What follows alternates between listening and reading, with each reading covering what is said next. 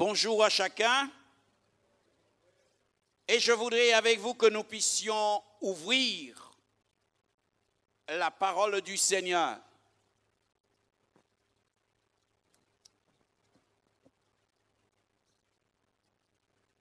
Et j'aimerais avec vous faire une lecture, un texte que j'ai sur le cœur depuis déjà quelques jours concernant notre réunion. Et je voudrais lire avec vous dans l'Évangile de Luc, le chapitre 22 et le verset 20.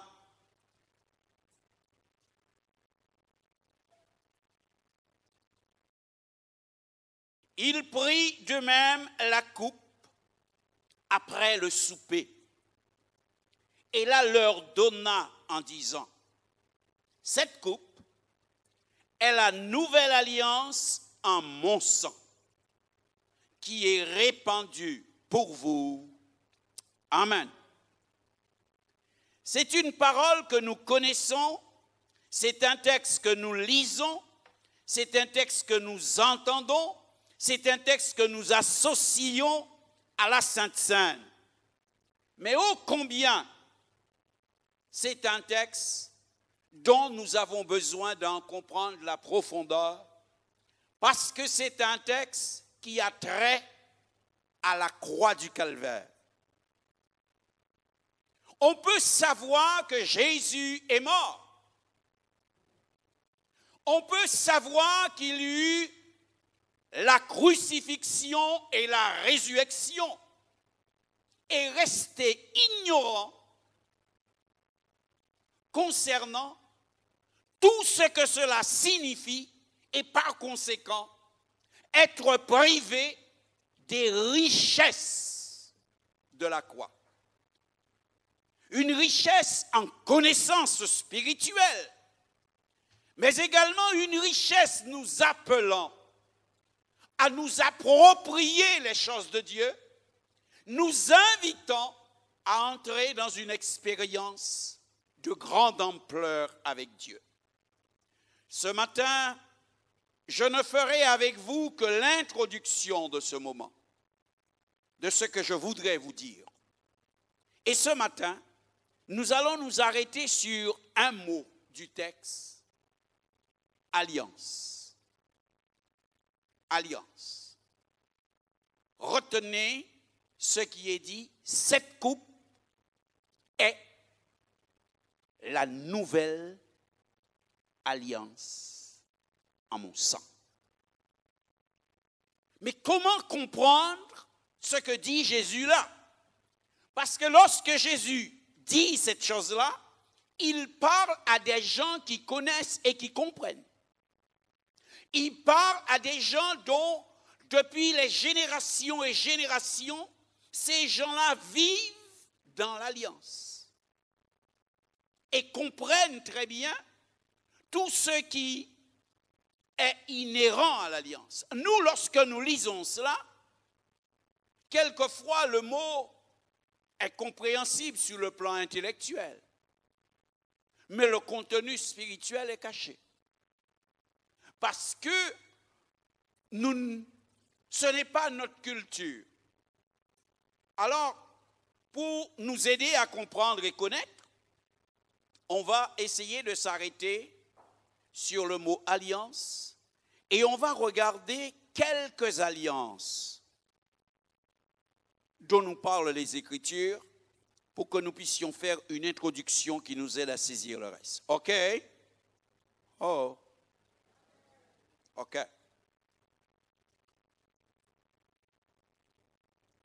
Essayons de nous mettre d'accord sur la signification du mot. Alliance, c'est un accord entre deux personnes ou plusieurs personnes. Les choses que nous allons voir ce matin parlent d'alliance entre Dieu et les hommes.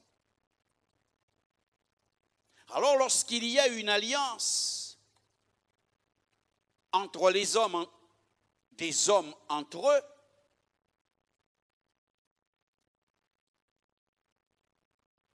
c'est déjà important. Et pour la plupart d'entre vous, nous pourrions parler d'alliance morale, ou nous pourrions parler d'alliance de fait, d'alliance sentimentale, qui est le mariage, que très souvent on scelle avec l'anneau que l'on met au doigt de l'autre. Et ce n'est pas moi qui vous apprendrai, mais vous-même, vous comprenez, parce que l'on donne une importance capitale à cette alliance-là. Nous sommes d'accord sur ça?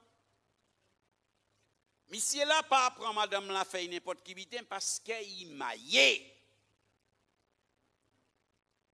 Vous comprenez ce que je dis, amen.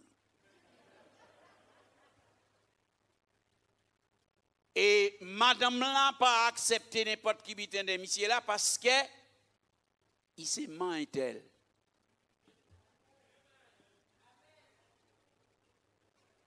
Mais en nous garder bien que ça son alliance entre un homme et une femme. C'est-à-dire entre des mouns. Des mouns qui ont tous les deux péchés. Des mouns qui ont tous les deux capables de dire de la belle bitin et de mes vieux bitin. Des mouns qui paient, madame la peut pas monsieur, il peut voyer monter jot là et demain il peut jeter à terre. Monsieur la peut pas madame, il peut voyer monter et demain jeter à terre. C'est-à-dire, ils sont imparfaits. Et pourtant, nous passons l'importance. Son alliance qui n'y valait. Ça ne veut pas dire que parce que nous sommes imparfaits, nous ne pouvons pas toute valeur. Vous comprenez bien? Mais ça, on veut montrer à combien plus forte raison si son alliance nous nie avec bon Dieu. Il devient important. Donc, notre alliance, si notre alliance entre nous, les hommes, réclame un respect, réclame que nous puissions en comprendre la portée, parce que c'est ça le drame de bien des familles. C'est que le monsieur, pour la formalité, ou la dame, je ne sais qui, on va à la mairie, on signe, mais ce n'est qu'une formalité. Est-ce qu'il a compris tout ce qu'il a fait? Ah, c'est ça. Parce que ce n'est qu'une formalité souvent. Mais lorsque nous faisons quelque chose avec Dieu, lorsque nous entrons en alliance avec Dieu, ou lorsque nous entrons dans l'alliance de Dieu, il ne faut pas que ça soit une formalité.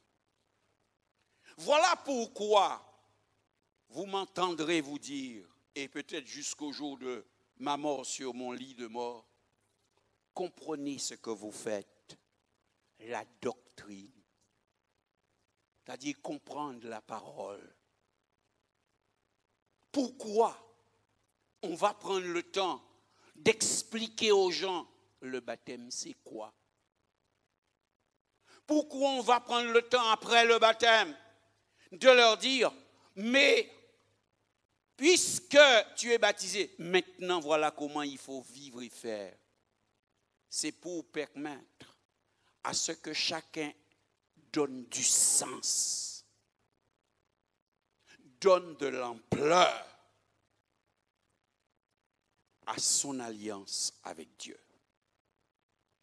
Car lorsqu'il n'y a pas cela, lorsqu'on est ignorant sur ces choses-là, on fait n'importe quoi. Et comme disait ce matin le texte, on court, on ne sait après quoi, on sait après qui, mais on court. Or, si tu es en alliance avec Jésus-Christ, si tu es en alliance avec Dieu, tu as la meilleure des alliances. Qu'as-tu besoin encore de courir? C'est comme si dirait, on est meilleur, madame là. Mais comme vous ne savez pas qu'on y a, alors, vous pouvez aller nous battre comme ça. Vous pouvez chercher une autre.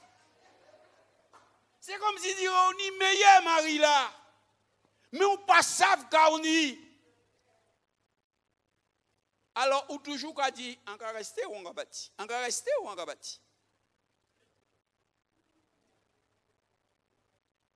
Si tu es en alliance avec Dieu, sache que tu as l'alliance la plus belle et la plus grande, la plus formidable, celle qui te convient à tous égards. Donc, par conséquent, nul besoin de chercher. Il suffit que tu comprennes quelle est ton alliance. OK? Alors, essayons de regarder quelques alliances dans les Saintes Écritures. Lorsque nous lisons la parole de Dieu, nous apercevons que Dieu a traité bien des alliances. Et ce matin, je veux juste en faire référence à certaines. Par exemple, dans le livre de la Genèse, le chapitre 2 et le verset 16. Genèse, le chapitre 2 et le verset 16. La Bible nous parle là, sans en employer le mot, de cette première alliance. Il est dit, l'Éternel Dieu donna cet ordre à l'homme. Tu pourras manger de tous les arbres du jardin, mais tu ne mangeras pas de l'arbre de la connaissance du bien et du mal, car le jour où tu en mangeras, tu mourras.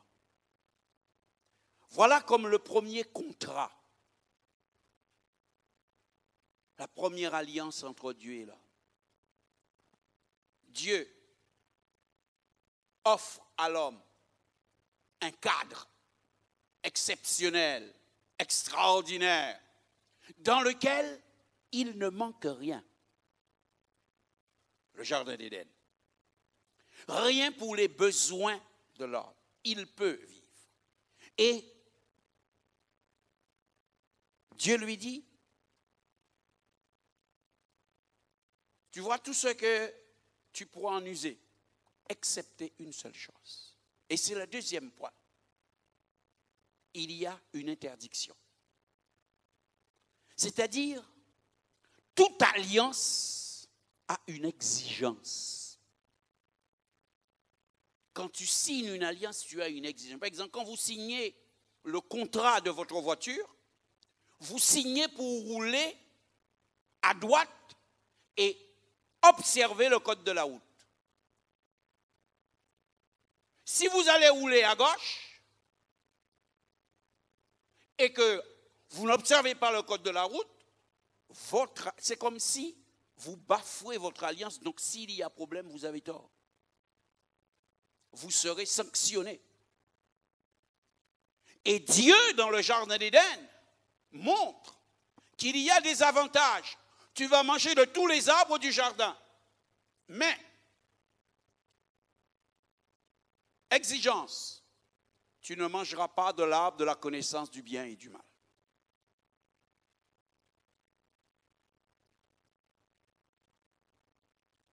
C'est là ce que Dieu attend de l'homme. Et à partir de là, la Bible nous enseigne, si Dieu donne à l'homme, il lui promet des choses, par exemple de lui conserver la vie. Il exige que l'homme obéisse. Il exige que l'homme soit soumis. Et chaque fois que l'homme va sortir de ces exigences-là, il y aura sanction. Je me suis fait comprendre? Sérieux? Bon. Alors, regardons ensemble là, Quand l'homme, Dieu lui dit, tu ne mangeras pas de l'arbre. Quand il ira manger, regardez bien une chose. Il ne mange pas parce qu'il en a envie. Non. Il ne mange pas de lui-même. Du genre, un jour, un bon matin, il se lève et il va après l'arbre de la connaissance du bien et du mal. Non. Il arriva que le diable arrive et dit, l'Éternel a-t-il réellement dit? Voilà ce qui va faire que l'homme va manger. Alors quand on regarde ça en humain, on va dire, mais ce n'est pas la faute de l'homme. C'est la faute de celui qui l'a incité à le faire. Ça, c'est votre justice. La justice de Dieu est autre. Parce que quand Dieu nous donne de respecter une exigence, Dieu nous donne la force de respecter cette exigence-là. Je me suis fait comprendre. Si Dieu te dit ne touche pas à cela, il te donne la force de ne pas le toucher. Il te donne de l'intelligence pour savoir ne pas le toucher. C'est pourquoi, même si n'importe qui viendrait te dire fais, tu as et la force et l'intelligence pour ne pas le faire. Donc si tu le fais, ce n'est pas l'autre qui est coupable, c'est toi qui es coupable. Et dans une alliance avec Dieu, il faut comprendre ça. Parce que des fois, on fait n'importe quoi en tant que chrétien. Et on va dire, mais c'est lui qui m'a poussé. Il m'a énervé. Alors, non. Toute la nature nous enseigne que ça ne tient pas debout. Voyez-vous cette plante-là? Je peux la froisser comme je veux. Et elle va rester une fleur. Elle va répandre son parfum, mais ne deviendra jamais des épines. Vous prenez un chat qui miaule. Donnez-lui des coups, faites avec n'importe quoi. Qu'est-ce qu'il va faire? Il ne va pas aboyer, il va miauler. C'est-à-dire, il va exprimer sa nature. Eh bien, toi, pourquoi quand tu te dis que tu dis que tu es amour, pourquoi quand il arrive un problème, tu exprimes quelque chose d'autre que l'amour? Oh.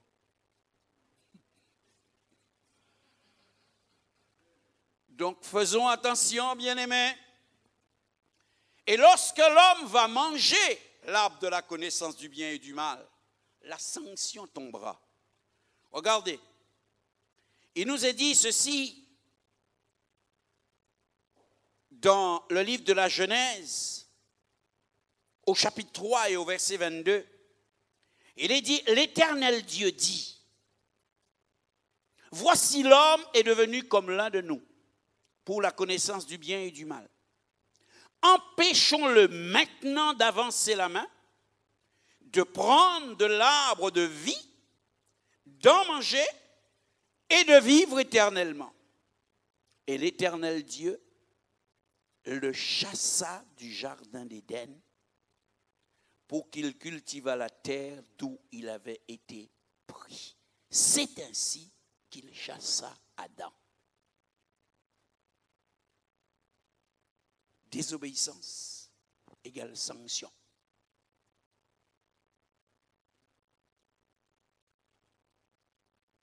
Et regardez, c'est Adam qui a fauté. C'est Adam qui subit la sanction.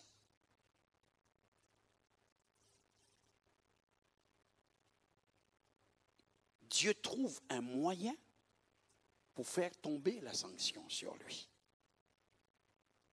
Et c'est ainsi que la première alliance n'a pas tenu. Parce que le contacteur de l'alliance avec Dieu, qui était Adam, n'a pas respecté le contrat. Mais est-ce pour autant que Dieu va abandonner la race humaine? Non. Parce que dans la désobéissance d'Adam, il y a des choses qui ne lui sont révélées qu'à un moment. Quand il en prend conscience, il est trop tard. Il ne peut pas les réparer. Par exemple, le diable avait dit, mais l'Éternel sait que le jour où tu en mangeras, tu seras comme un Dieu. Tu connaîtras le bien et le mal. C'était ça. Mais quand Adam a mangé, il a su qu'il avait mal fait. Mais il n'est pas devenu Dieu. OK? Il a su qu'il avait mal fait, mais il n'est pas devenu Dieu. Mais en plus,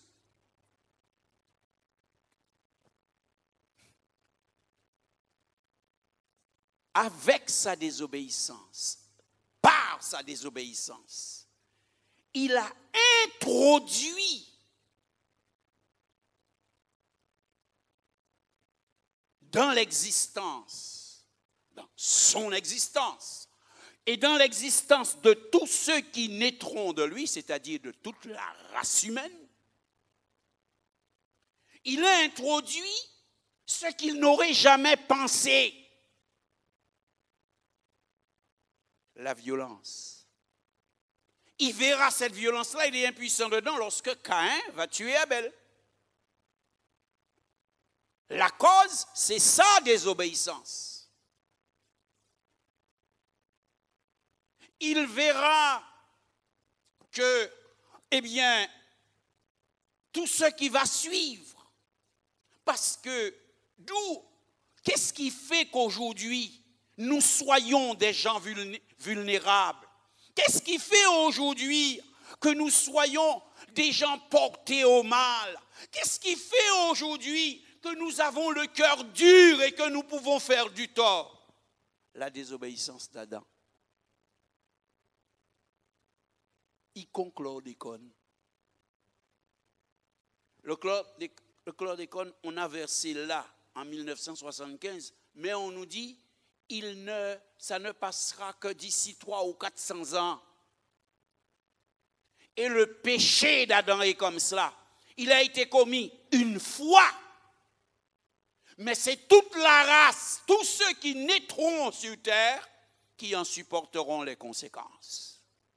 Ça, le diable lui avait pas dit. Et frères et sœurs, je veux vous dire, c'est où nous signons un contrat. Par l'obéissance, nous signons un contrat avec Dieu, ou par la désobéissance, nous signons un contrat avec le diable. Et dans le contrat que nous signons avec Dieu, tout est clair. Mais dans le contrat qu'on signe avec le diable, il y a le petit caractère là qu'on peut arriver à lire. Même si tu mets de la loupe, je ne sais pas s'il faut aller le lire avec des UV, quoi. Mais on ne parvient jamais à le lire.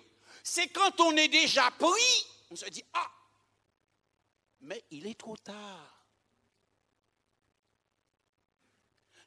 Je veux par là vous dire que chaque fois qu'il y a désobéissance, il y a quelque chose que tu ignores et qui te nuira profondément dans ta vie, qui te nuira profondément dans ta vie de tes enfants, qui nuira profondément à ta vie familiale. Parce qu'il y a désobéissance. Parce que tu es en train de mépriser le contrat, l'alliance. OK? Que Dieu vous aide à saisir ces choses-là pour savoir. L'évangile peut vous paraître une exigence, mais ça a sa raison d'être. Quand on ne comprend pas, on a tendance à se rebeller. C'est comme nos parents d'ici, d'autrefois, nous disaient, On dit, ah, il ne faut pas fréquenter cette personne-là. Tu te laisseras entraîner à faire des bêtises. Mais comme tu es un enfant, des fois, tu ne vois pas loin. Et alors, les parents te disent, et ça vous devez le voir, fréquenter chien ou qu'étrape épice. Et oui, on ne s'aperçoit jamais à quel moment la puce te monte dessus. Mais c'est après que tu te rendras compte que c'est le chien parce que qui te l'a donné. Faisons attention. Respectons le contrat. Respectons notre contrat, notre part de contrat avec Dieu, parce que Dieu respecte toujours le sien. Deuxième chose, j'ai encore le temps. Même pas l'introduction ne finira pas ce matin. Dieu a fait alliance après Adam, il fera avec Noé. Et pourquoi? Parce que là, les conséquences de la désobéissance de Adam, maintenant prolifèrent. Et il arrive que du temps de Noé, la Bible nous dit, les pensées, chaque jour, les pensées du cœur de l'homme étaient orientées uniquement vers le mal. Et à un moment, Dieu en a assez. Parce qu'il a déjà essayé de les reprendre par tous les moyens, ils ne veulent pas. Alors il décide de sanctionner. Et comme toujours, le but de Dieu n'est pas de détruire la race humaine, mais de sanctionner l'homme pour qu'il comprenne qu'il doit respecter son Créateur. Parce que nous avons en nous cette valeur du respect en tant qu'humains. Si nous avons un chien qui ne nous obéit pas, et qui veut nous mordre, on s'en débarrasse, on le tue. Pourtant, ce n'est qu'un animal. Il n'a pas notre intelligence. Mais on estime que c'est nous le maître. C'est nous le propriétaire. Donc, il doit se soumettre.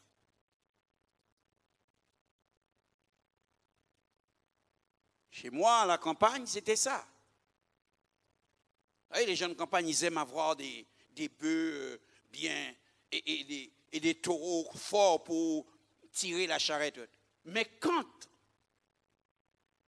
l'un de ces taureaux fonçait sur, que ce soit un enfant ou le propriétaire, on le tuait tout de suite. Dans la semaine, il était mort. Pourquoi?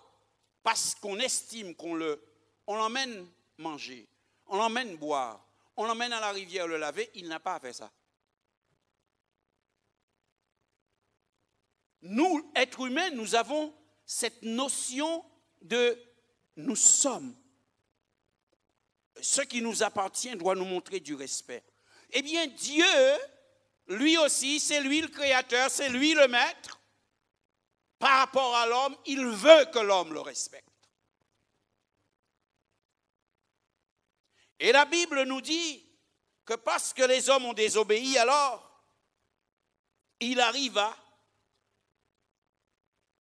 que Dieu parla un jour à Noé, dans le livre de la Genèse au chapitre 6 et le verset 18, il est écrit, Genèse, le chapitre 6 et le verset 18, il est écrit, Dieu dit, et il parle à Noé, je vais faire venir le déluge d'eau sur la terre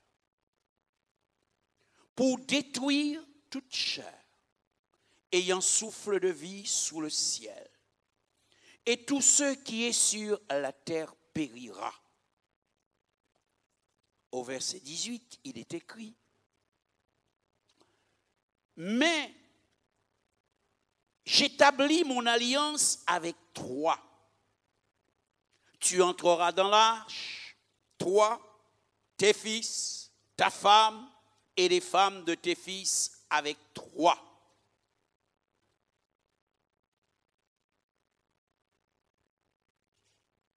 Dieu donc dit, j'établis mon alliance avec toi. Quelle est cette alliance? C'est que Dieu dit à Noé, tu feras l'arche. De nouveau, le principe, tu vas obéir. Tu feras l'arche. Et il lui donne tous les plans. Tu feras 3 étages. Tu mettras une fenêtre là, tu mettras une porte là. Il lui donne tout. Mais regardez que l'arche, c'est pour sauver celui avec lequel il établit l'alliance. Regardez bien la fonction de l'arche. Et ces descriptions qui consistent à permettre à ce que lorsqu'il sera dans l'arche, vivre soit possible. Je vous dirai un petit peu quelque chose tout à l'heure dessus. Et pareil, ça me permet de faire un petit parallèle entre nous. Parce que nous y arrivons un moment sur nous. Dans l'instruction que Dieu nous a laissée, dans les recommandations que nous avons reçues de lui, et qui ont pour but aussi de notre salut, il y a tout ce qui est nécessaire pour que cela nous soit possible de le vivre, comme l'arche. Vous allez me dire, mais c'est pousser la chose très loin que d'aller donner l'emplacement d'une fenêtre. Mais Dieu sait pourquoi il avait mis la fenêtre là.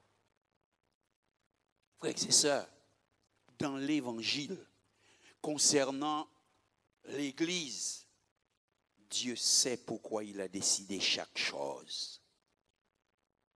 Aucun humain, aussi intelligent soit-il, ne peut pas venir et dire Dieu s'est trompé là, c'est pas comme ça que ça devrait être, c'est comme ça.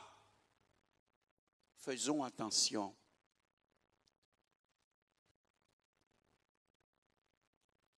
Noé va donc,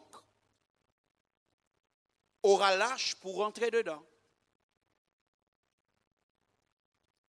Et puis Dieu va faire avec lui à nouveau autre chose, parce que toutes les alliances ont un mode de fonctionnement. Et Dieu va dire ceci à Noé. Dans Genèse 9:12, par exemple, il est dit, et Dieu dit, c'est ici le signe de l'alliance que j'établis entre moi et vous et toute la terre, tous les êtres vivants qui sont avec vous pour les générations à toujours. J'ai placé mon arc dans la nuit et il servira de signe d'alliance entre moi et la terre. Quand j'aurai rassemblé les nuages au-dessus de la terre, l'arc paraîtra dans la nuit et je me souviendrai de mon alliance entre moi et vous et tous les êtres vivants de toute chair, et les eaux ne deviendront plus un déluge pour détruire toute chair.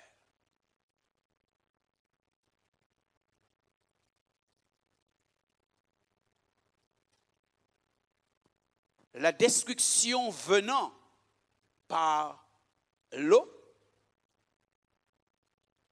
afin que Noé n'aille pas toute sa vie vivre dans une sorte d'angoisse, qu'il ne soit pas quelqu'un qui soit traumatisé, parce que Dieu nous veut libres.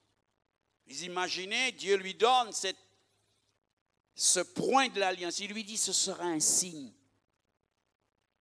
Quand dans le ciel, les os vont s'amasser, il se produira quelque chose. L'arc apparaîtra. ce que nous appelons l'arc-en-ciel. Et moi, dit Dieu, quand je verrai l'arc, je me souviendrai qu'il y a une alliance avec toute chair et je ne détruirai plus la terre par un déluge.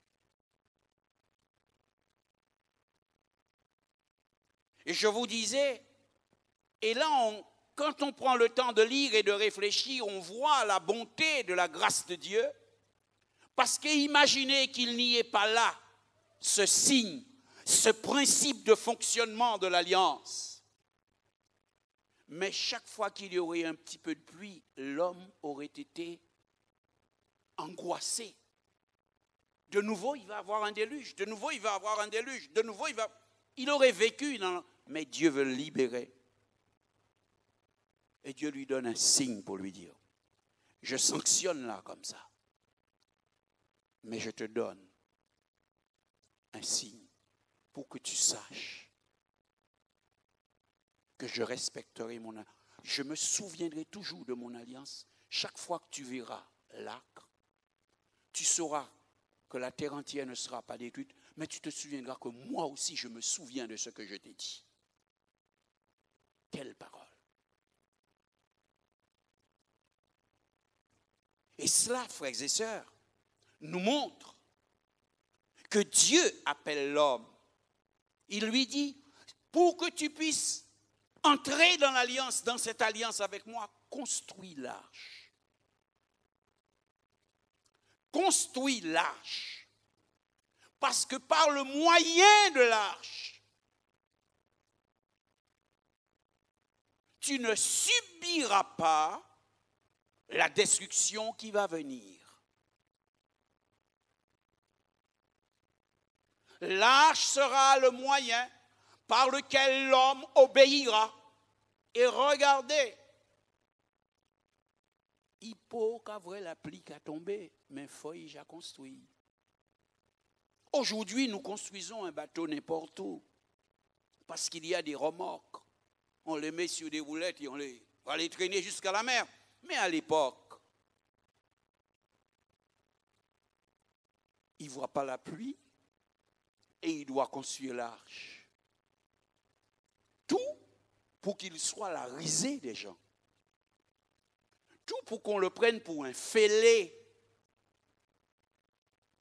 Mais la construction de l'arche par lui, Dieu n'a pas construit l'arche pour lui. C'est d'abord l'expression de son obéissance. Il n'y a pas de contrat, il n'y a pas d'alliance sans soumission et obéissance de la part de l'homme.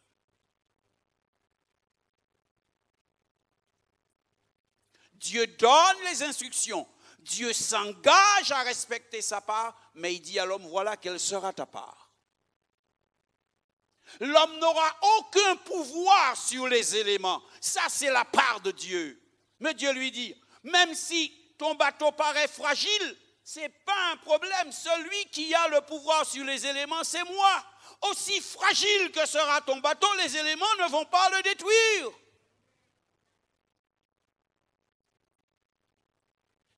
C'est ce qu'il faut saisir, bien-aimé. Il doit obéir. Et comme il ne voit pas encore de pluie, alors il obéit sur la parole qu'il a reçue, ce qui est l'expression de la foi, la confiance. Parce que c'est Dieu qui l'a dit, je le crois. Parce que c'est Dieu qui l'a dit, je ne vois pas encore, mais parce que je crois que Dieu ne peut pas mentir, je fais ce qu'il a dit. Voyez-vous donc, le mode de vie à laquelle l'Évangile nous appelle aujourd'hui, c'est depuis longtemps que c'est comme ça. Et Dieu lui dit, et je te donne un signe, que ce que tu vas vivre ne revivra plus là que dans la nuit. Il faut que nous soyons des personnes très attentives à la question de l'alliance entre Dieu et nous. Que nous comprenions bien ce que c'est. La question, parce que Jésus dit, et nous y arriverons, en parlant de sa mort, du fait qu'il allait verser son sang, il dit, c'est le sang de l'alliance.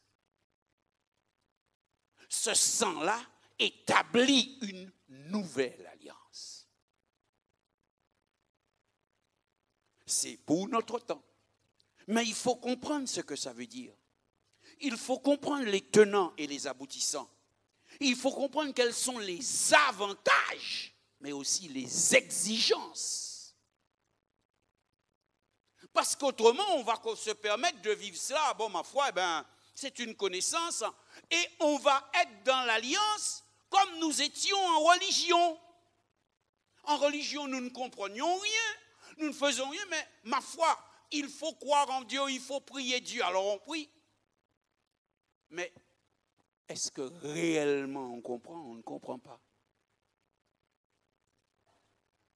Et c'est pourquoi on peut se permettre aujourd'hui d'être très attaché à Dieu. Alors, on a envie de mourir pour Dieu et demain pour 3 fois rien, on le lâche.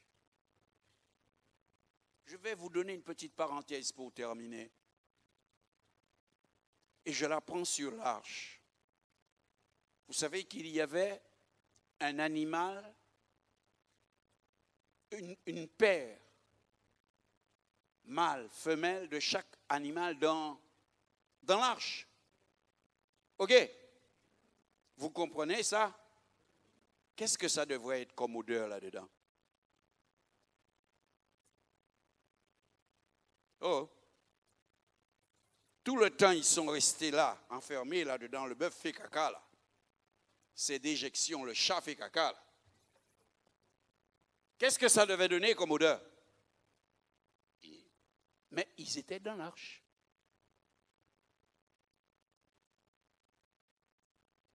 Vous vous posez la question, qu'est-ce que je veux en dire? Je veux vous dire ceci, et ça ce n'est qu'une image que je prends avec vous. Vous voyez l'église, elle n'est pas parfaite. Et vous pouvez penser que quelquefois ça sent un petit peu l'odeur de l'arche. Parce qu'il y a ceci qui ne vous plaît pas, il y a ceci qui ne vous plaît pas, il y a ceci qui... Mais rappelez-vous que c'est l'église que Jésus-Christ viendra chercher. Si tu n'aimes pas l'odeur et que tu veux aller ailleurs, il n'y a pas de salut ailleurs. L'église est l'arche du Seigneur. C'est pourquoi nous amons toutes. Tu n'as pas mon caractère, je n'ai pas ton caractère. Dans certaines choses, tu peux trouver que, je ne suis pas suffisamment doux. Je peux trouver que tu es trop dur ou autre. Il y a beaucoup de choses qui peuvent nous déplaire dans l'église. Mais si Dieu s'y plaît, qui suis-je pour ne pas m'y plaire? Parce que je vous fais remarquer, Dieu n'est pas au ciel, hein, il est au milieu de nous. Là, 2 ou 3 sont assemblés en mon nom, je suis présent au milieu d'eux. Et pourtant, tu ne connais pas mes imperfections, je ne connais pas les tiens. Mais lui, il connaît les imperfections de chacun d'entre nous. Alors, si ce n'est pas beau à mes narines, ça ne doit pas être bon à ses narines. Oh! Mais alors, et c'est là que j'ai besoin d'avoir la même conception que Dieu. Tu as besoin d'avoir les mêmes conceptions que Dieu. Parce que lui, il est là et il dit que nos prières sont comme un parfum de bonne odeur pour lui.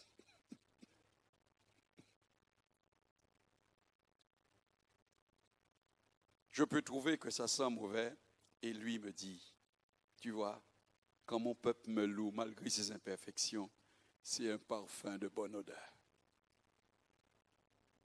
Mais ça, il faut comprendre. Il faut comprendre les affaires de la croix.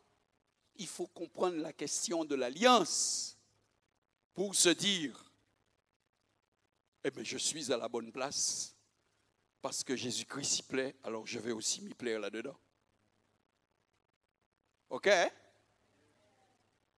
Que le Seigneur vous bénisse. Je m'arrête là, je ne suis qu'au deuxième point de mon introduction. Je m'arrête là et nous verrons ça pour les prochaines réunions. Que le Seigneur vous bénisse. Est-ce qu'on peut rendre grâce au Seigneur ensemble? Nous te bénissons, Père, et nous te rendons grâce. Je voudrais, avec ton secours et ta bonté, instruire ton peuple. Car tu dis, faute de connaissance, mon peuple périt. Je voudrais prier pour que leur cœur s'ouvre, qu'ils aient l'intelligence renouvelée et qu'ils apprennent à comprendre les choses que tu as données pour notre relation avec toi. Je prie pour que tu les détaches de toutes ces conceptions de religiosité pour les emmener à une vraie connaissance, pour les emmener à quelque chose qui te plaise, Seigneur, et que leur cœur soit rempli de reconnaissance pour toi. Bénis chacun ce matin et que la gloire t'en revienne. Au nom de Jésus. Amen.